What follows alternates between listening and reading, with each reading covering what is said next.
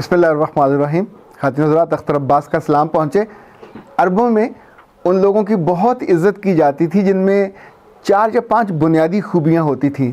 Number 1, जो बहादुर होते थे, शेर जवान मर्द, अपने जंगों में या किसी भी ऐसे मौके पे जब 2 कबीले आपस में लड़ पड़ते थे, जो पीछे हट जाता था वो कभी इज़्ज़त नहीं पाता था। नंबर 1, अरबों में हमेशा उन लोगों की बहुत इज़्ज़त और वक़्त होती थी कि जिनको रब सामान देता था, माल देता था और उसको वो ख़र्च करते थे। तीसरी खूबी जो मैंने तारीख़ के मुख्तलिफ़ अबवाब में, किताबों में और मुसन्निफ़ीन से सुनी और पढ़ी, वो ये था कि जिस अरब के यहाँ कोई मेहमान आ गया वो उस पर निछावर हो जाता था। मेहमान के आने पे जो खुशी का इजहार है, ये भी आला किरदार की बात मानी जाती थी।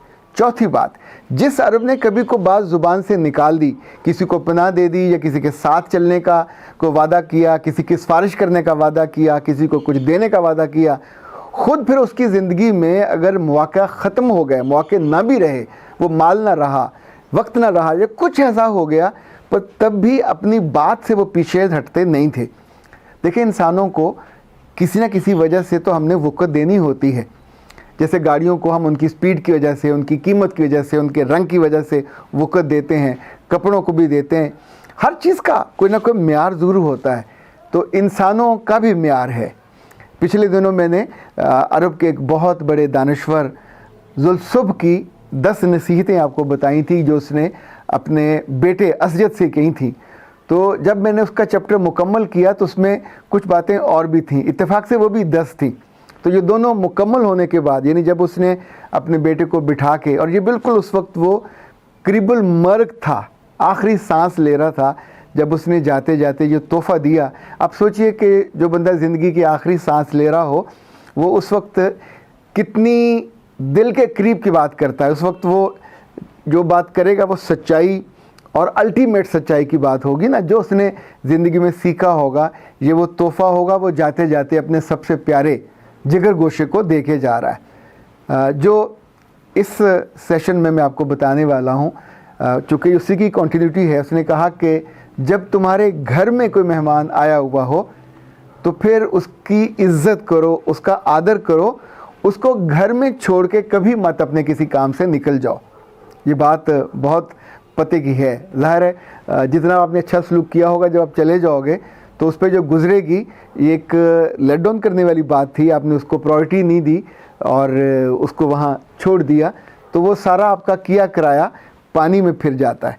इसी तौर पर उसने कहा कि जब तुम शुरफा से, मोअज़्ज़िज़ीन से डीलिंग करो, उनके साथ बैठो, लाइक ये मस्जिद में हो सकती है, बाज़ार में हो सकती है, किसी के घर हो सकती है, अपने घर हो सकती है, तो उनके लिए अपने दिल में अच्छी फीलिंग लाओ। अब सोचिए कि ये अब हमें साइकोलॉजी बताती है कि अगर हम दूसरे के बारे में अच्छा सोचते हैं तो यही फीलिंग ट्रांसफॉर्म होती नहीं, ट्रांसमिट होती है, एग्जैक्ट उसी फीलिंग के साथ उसके दिल में जाती है। If you are paying regard to him, तो वो भी आपका रिगार्ड करेगा। If you are loving him, if you are respecting him, तो वो इक्वली आपके साथ वही फीलिंग आएगी। और अंदर से आप जेलस हो, अंदर से आप उसका बुरा चाह रहे हो, तो आपके मुंह से लफ्ज़ ना भी निकले तो आंखों से ज़रूर निकलेगा। जो दिल में है वो कहीं माथे पे आके बैठ जाता है। सो दूसरों के बारे में अच्छा फील करोगे तो फिर कहने में भी आसानी होगी। तीसरी बात कहा कि तुम अगर किसी बंदे से वादा कर लो कि तुमने उसके साथ कहीं जाना है, साथ चलना है, किसी को कहना है, तो फिर जो मर्ज़ी हो जाए अपनी ज़ुबान से मत हिलो, उस बात को निभाओ। बाज़ दफ़ा कॉलेजेस में जो आपके दोस्त हैं वो प्रिंसिपल से मिलने जाना चाह रहे होते हैं पर नहीं मिल पाते, डर रहे होते हैं। जो ख़ास तौर पे लड़कियां भी और लड़के दोनों इक्वली डरपोक होते हैं। वाइस चांसलर से मिलना हो, डीन से मिलना हो, 10 दफ़ा सोचेंगे फिर अवॉइड कर जाएंगे। पर अगर आपके अंदर थोड़ी हिम्मत है और आप उनको लीड कर सकते हो, तो फिर ऐन मौके पर उनका साथ छोड़ के मत जाइए। इसी तौर पे समटाइम जो अमली ज़िंदगी में लोगों को दिक्कत होती है, कोई थाना कचहरी का मामला होता है, अगर अल्लाह ने आपको बात करने का वस्फ़ दिया है, वहाँ जाके बेहतर कम्युनिकेट करने की एक खूबी आपके अंदर वदीयत की है, तो फिर कभी उससे पीछे मत हटिएगा। इसी तौर पे बहुत से लोग होते हैं जो टूटे दिलों को जोड़ते हैं। रिश्ते जहाँ टूटने वाले होते हैं, कटने वाले होते हैं, तो आपने अगर वादा कर लिया कि मैं उस वक्त सालसी के लिए आऊँगा, सुलह के लिए आऊँगा, समझाने के लिए आऊँगा, तो फिर किसी की नाराज़गी के डर से या अपनी मसरूफियात की वजह से अपने उस अहद व पैमान को तोड़ना नहीं है, ये भी बेइज्जत होने वाली बातों में से शुमार होता है। जुल्सुबह ने अपने बेटे असयद से जो 5वीं बात कही वो ये था कि ए मेरे बेटे, जब तुम एक शहर से दूसरे शहर जाने का इरादा कर लो तो फिर राह में जितनी भी मुश्किल आए उस मुश्किल को ना घबराना है, ना उससे डरना है, ना उससे रुकना है।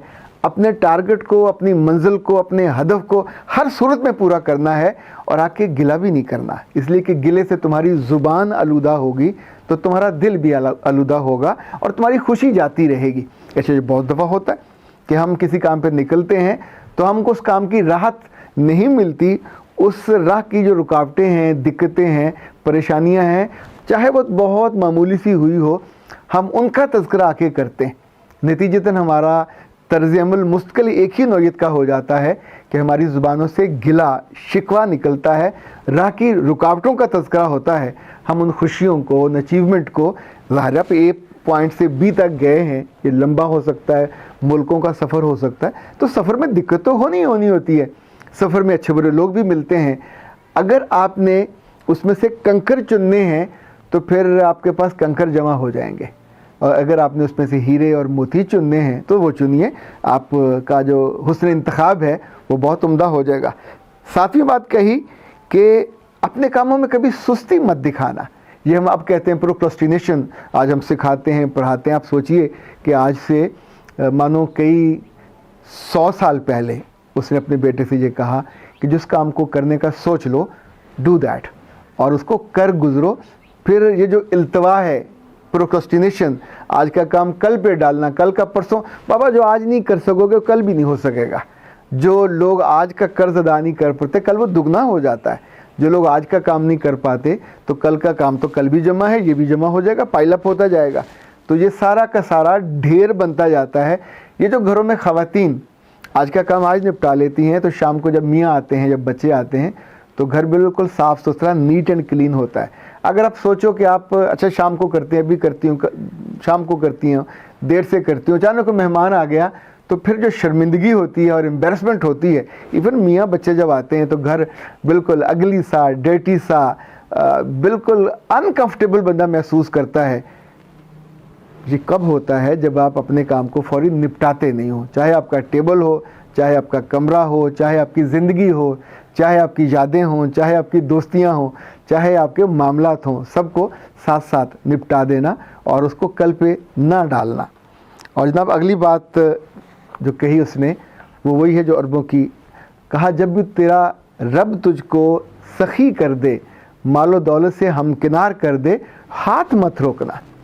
फिर वो लोग जो तुमसे मांगते हैं उनकी ज़रूरतें पूरी करो, वो लोग जो नहीं मांगते, सफ़ेद पोश है, उनकी ज़रूरतें पूरी करो, वो जो तेरे आसपास हैं, तेरे क़राबतदार हैं, उनकी ज़रूरतें पूरे करो, अपने दोस्तों पे और अजीज़ों पे ख़र्च करो, इसलिए कि जिस पे ख़र्च करोगे उसका दिल जीतोगे, उसकी दुआएं भी जीतोगे।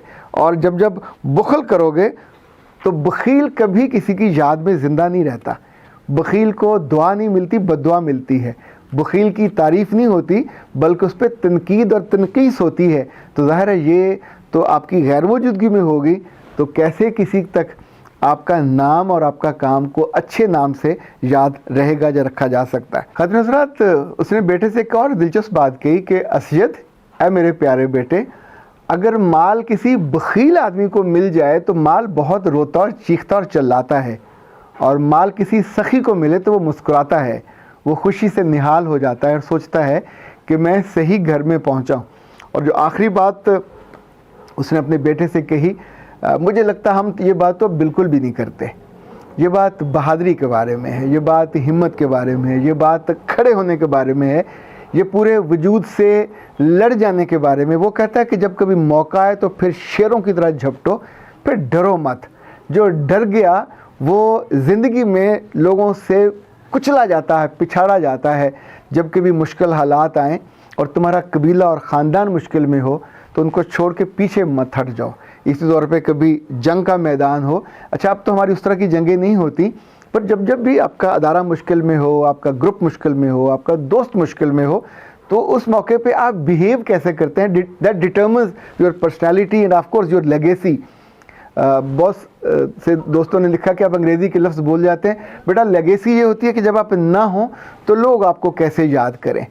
इसी तौर पे याद रखिएगा कि ये सारी चीज़ें चुने हुए मोती हैं जो एक बाप ने अपने बेटे को कहे। आई विश के आज ही शाम को आप भी अपने बाप से जो बातें आपने सुनी उनको ज़रा रिकॉल कीजिए। अगर नहीं सुनी तो फिर खुद आप सोचिए, अपनी ज़िंदगी में से कुछ चीज़ों को उसको नोट कर लीजिए।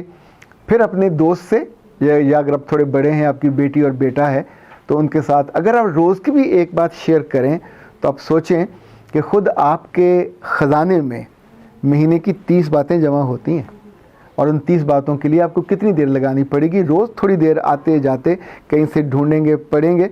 शुरू में मुमकिन है दूसरों की बातें आपको अच्छी लगें, उनको दोहरा लीजिए। फिर धीरे धीरे आपके अपने अंदर जो हांडी है वो पकने लग जाएगी, उसका अपना जायका, अपना टेस्ट बन जाएगा। मुझे याद है जब बहुत 90s में मैंने कहानियाँ लिखनी शुरू की तो मैं हर कहानी में हर दूसरे सफ़े पे कौल अख्तरी लिखा करता था और ये वो थॉट होती थी जो किसी बारे में कभी हल्की फुल्की, कभी मज़ाहिया। और अमजद साहब ने मेरी किताब पे जब उसका प्रीफेस लिखा तो उन्होंने उसकी शरारत की, बकायदा मेरी चुटकी ली, फिर कहा कि ये तो ज़िंदगी की अलामत है, इसे करते रहना। चूँकि जो ज़िंदा लोग होते हैं वही सोचते हैं, उन्हीं के पास अकवाल होते हैं, वही बात करते हैं। हमारे एक दोस्त है कराची में, मुजीब ज़फ़र अनवार हमीदी, अल्लाह माफ़ करे इतना लंबा उनका नाम है। जैसे जैसे वो बूढ़े हो रहे हैं वैसे वैसे उनका नाम लंबा होता जा रहा। उन्होंने जब पहली दफ़ा कौल अख्तरी पढ़ा तो उन्होंने सोचा कि शायद मेरी बीवी का कॉल है, उसका नाम अख्तरी बेगम होगा। तो फिर जब उन्होंने मुझसे बात की तो मैंने कहा अल्लाह के बंदे, वो उम्रें और वो ज़माने लद गए जब औरतों के नाम अख्तरी बेगम और इस तरह के नाम होते थे। तो ये कौल अख्तरी जो है एक इसे कहते हैं, नहीं आप मज़ाक के लिए या हल्के फुल्के अंदाज के लिए मैंने ये सोचा। और लेकिन फिर कुछ लोग उससे चिढ़ते थे तो मैंने फिर वो अकवाल लिखने के साथ कौल अख्तरी लिखना बंद कर दिया। लेकिन अब भी मैं अपने किताबों में, कहानियों में जहाँ इन्वर्टर्स कॉमा शुरू होते हैं और बंद होते हैं तो उसका मतलब होता है कि ये खालस कौल अख्तरी ज़ाती कौल है। इसका जो जुमला हकूक़ हैं वो आपके पास महफूज हैं, उसका जो निटिंग है या उसका जो लोहारा तरखाना वो आपने किया है, अच्छा लगता है। आप भी कीजिए, आपकी ज़िंदगी में आपको भी अच्छा लगेगा, आपको प्यारों को भी अच्छा लगेगा। अख्तर अब्बास को इजाज़त दीजिए। अस्सलाम वालेकुम व रहमतुल्लाह।